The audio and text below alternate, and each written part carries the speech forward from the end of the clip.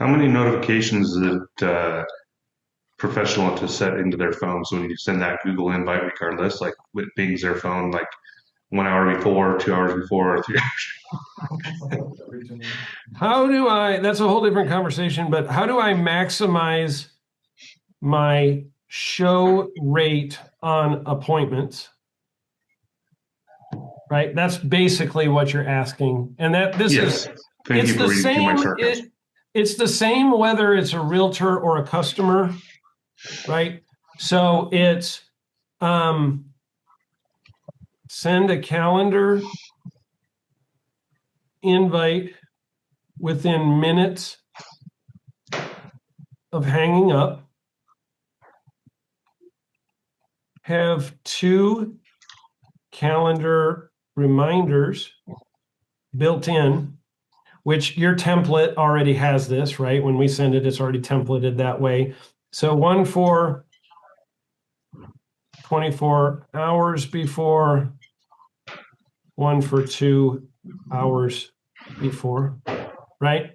And then Bedford before. I can't spell today. And then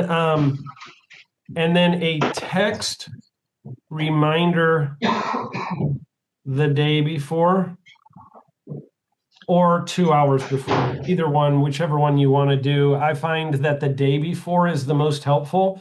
The realtor you get on the phone, like you called them, let's say that Sam calls a realtor today, gets them on the phone, you can hear that they're driving, right? You hear the turn signal in the car, right? You hear the kids in the back seat screaming, because they dropped their Cheerios or whatever. So you're dealing with all of that, and you're trying to book them, and they're like, yeah, I can do next Tuesday at 4, right? That lady did not write that down. She's going sideways across 4 lanes of traffic in a 2-lane intersection right now, beating a kid with one arm and steering with the other while talking to you, right? So she didn't write it down. So you got to make sure that you've strongly confirmed it. But what happens is when the alert goes off one day before, for most people, they don't live their life by a calendar. So this is the first moment at which they considered whether they can make that appointment or not. Come on, you guys. I'm not the only one who has done that before, where you're like, you just book it, and then you're like, I'll look at it later and see if I can be there. I see a little bit of a smirk there. Some of you have done this move. I was going to ask if you take a page out of Steve's Schmooze book, and when you send that reminder text, be like, hey, I'll grab some coffees. What do you like to drink? Or, hey, we're meeting over lunch. Can I grab you some lunch? I know you're busy. Then they're like, ooh, well, he's saving me some time. That's also ways to make them feel guilty if they don't show up because you got them a coffee, and then they'll show up the next time, honestly. Because they'll be, oh my God. I'm like, I got your caramel macchiato. And they're like, oh my God, I'm terrible. Can I come tomorrow? So. Yeah, this is like, Steve did this move to me 173 times before we had our first meeting. I did not feel bad about no-showing Steve over and over again. By the way, Aaron said, I call it diarrhea of the mouth. When you sit down in front of someone and you just start spitting product, what we have, like he was talking about earlier. The biggest thing that I did when I finally got a meeting with Aaron is ask questions. And you would not believe how uninformed I was about what he was looking for. And if I'd have gone in there and just started talking about how great I am and the programs I had and whatever, it would have just done. But I asked questions. And one of the first things that Aaron said was, who's on your appraisal panel? And it was totally out of left field because I was like, what? Because at the time, I didn't know that was a thing. He didn't even have an appraisal panel. I had a panel, but I didn't know it was like 300 people. That was important to you, and when he said that, it was like, good. It was something for me to key on. So if you ask them questions instead of saying product, here's what I hear, and ask like, what kind of buyers do they work with? How long have they been in the business? They have, build some rapport and ask questions. Something will come out that you'll go, crap, I didn't know that. And I wouldn't have known that if I didn't ask. So try to talk Ask questions and don't make any statements. Yeah. Because the questions will answer about everything you need. I've never talked about how important it is to ask questions, Steve. So that's a great point that you brought up. I'm kidding. What do I say to you guys every day? Why do these things in the ask the script question end with a control the question mark? conversation. Yeah. You got to always, whoever's asking the questions Ask is the in questions. control of every conversation, right? You're driving the bus if you're asking the questions. So even though it makes them feel like, wow, you've really been very, very attentive to me, you're actually controlling the conversation, right? So questions are the answers. If you've been through my training, modules, I tell you that questions are the answers to how I get them to move forward. So great point, Steve. Really good. And this is a really great kind of super move, is like right before you're going to meet with them. It's like, hey, I'm at Starbucks. What kind of coffee do you like? That is a move. That's a dirty move. It works really well. So my entire purpose of the Dream 100 is getting them there. Now, I've got a couple things that I'm going to go over with just the Flint Rock team. It's really Flint Rock based. So I'm going to take this last 10 minutes and do that. So Ashley, if you need anything, Ty, the rest of you guys, if you need anything from me, fire me off a text and I'll help you out with whatever you need. But I'm just going to go over a couple of things about what we call cross-selling. So we're going to dive into some of that stuff. All right. So the rest of you guys, have a great rest of your day. Appreciate y'all. Peace. Bye. See you guys later. Glad you got to see me, Steve. Me too. You're beautiful. You're a beautiful man. You smell terrific today too, by the way. It's awesome. Thanks. My mom got it for me. I love it. Bye guys. By the way, I took off from Tulsa and landed at Riverside, Aaron, and we're leaving at 7 a.m. So Right. Okay. Yep. Planning on it. all right. All right, Bye. buddy. See ya. All right. So let's talk about cross-selling for a moment. And I'll put the notes here, even though it's really just relevant to you guys. Give me a second here. All right. So cross-selling.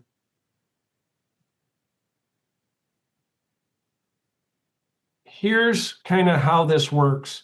Rule number one.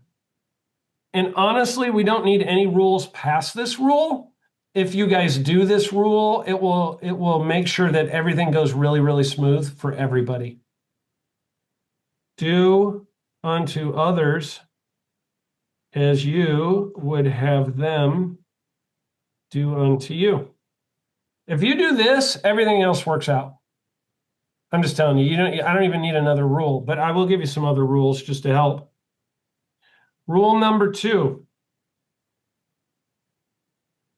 Whoever signs the contract gets paid. Because I am not going to force my customer to use somebody they don't want to use. I had 23 salespeople at Shaw Homes, and we had in one area called Broken Arrow, we had 9 communities. I could drive a mile and be at the next community in some instances. And on a Saturday, sometimes a customer would go into like 4 different models of ours on a Saturday because they were just out looking. And they'd walk in from one model to another, to another, to another. That happened.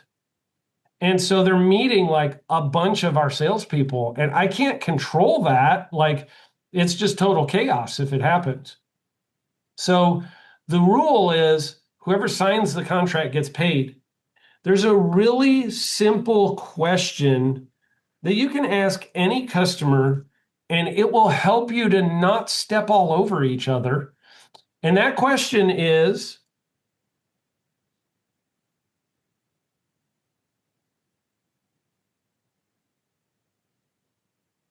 have you ever been in one of our homes before? The follow-up question is, have you ever spoken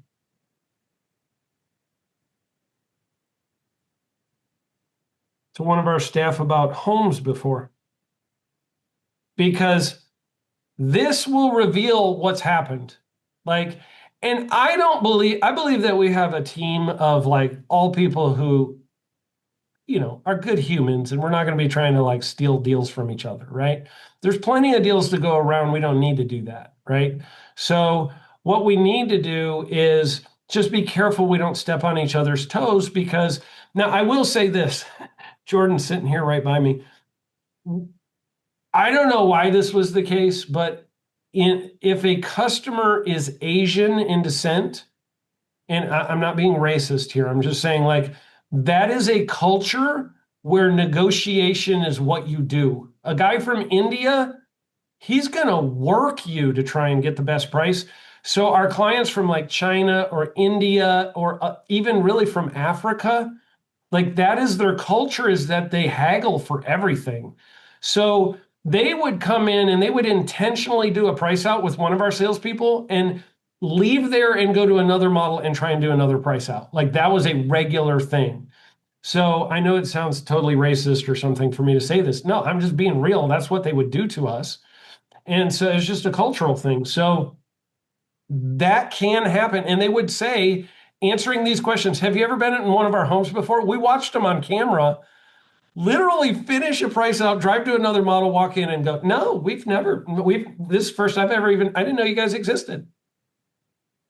And then they would be pricing out a house like 2 hours later with our salesperson. So that is a move that they would do.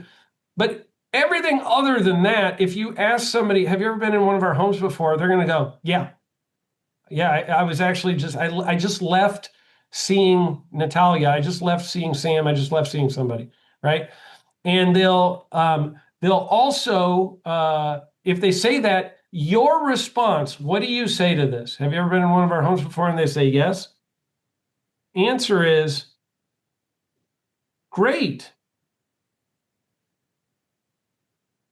So-and-so is awesome, and he/she will do a great job helping you. Do you have his/her cell number? It's like, do you have their phone number? Like, you do not want to answer their questions, because they come in, they did a model home tour with Brady 2 days ago, and they walk into Natalia's model. And you go, have you ever been in one of our homes before? They're like, yeah, actually, we met with Brady the other night. Then you go, awesome, Brady is great. He's a great guy. He's going to do a great job helping you guys. I'm glad you guys got to work with him. Did you guys have his cell phone number in case you guys have any questions? I'd be glad to give it to you. And you want to redirect them back to Brady. Vice versa, right? Because you just spent 2 hours touring them and talking to them and going over all the stuff, and you may even already have the next appointment booked with them, right? And then they're like, well, we're just going to walk through the model. And Natalia, you text Brady and say, John and Carol Washington are here right now. Do you have their contact info? And he's like, yep, got it. Great. And it's like, I just want to make sure you know they're in, and here's the questions they asked me, and I told them to give you a call. Just refer them back. And why do I want to refer them back? Because they will ask you questions, and you will give them the wrong answers compared to what you don't know the conversation Brady had, or you don't know the conversation the other salesperson had. Does that make sense? So you don't want to confuse the process for them. You want to send them back to the person they're doing something with. Occasionally, you'll get a client come in and go, yeah, I met with Brady. He's a freaking jerk. Hated him. But I love your homes. It's a rare occasion this happens. But when it happens, try to be standing in front of our video cameras while they tell you about it, so that you can prove that you didn't intentionally try and get this person away from that other person. If it's Shane Daly, you can have him. Right. That guy's not a good one to deal with. If Shane Deppy calls Justin, you just refer it to Natalia or John, okay? Right. So this is how we just honor each other and be kind, and we do unto others as we would have them do unto you, right? And so let me also say this. If you have a potential lead that wants that they call in, you talk to them, whatever, and you book an appointment, always book it for yourself. Don't book it for somebody else ever. You take that lead. So don't book it like on your day off and have Justin or Sam do them. If you are a level 2 salesperson, book it for yourself only. And you know, preferably on a day you work, but if the only day they can meet is on your day off, like, okay, you need to decide, do you want to go work that deal? But you gotta do it yourself, because level 1s, while they can shadow that, I don't want them doing it. It will not go well for you, because now they want to talk to Justin, not you. They're building a relationship with the wrong person. You're the only one who can write that contract right now. So you need to be the one doing it. Okay? Their job is to book it. So that's kind of the overarching concept there.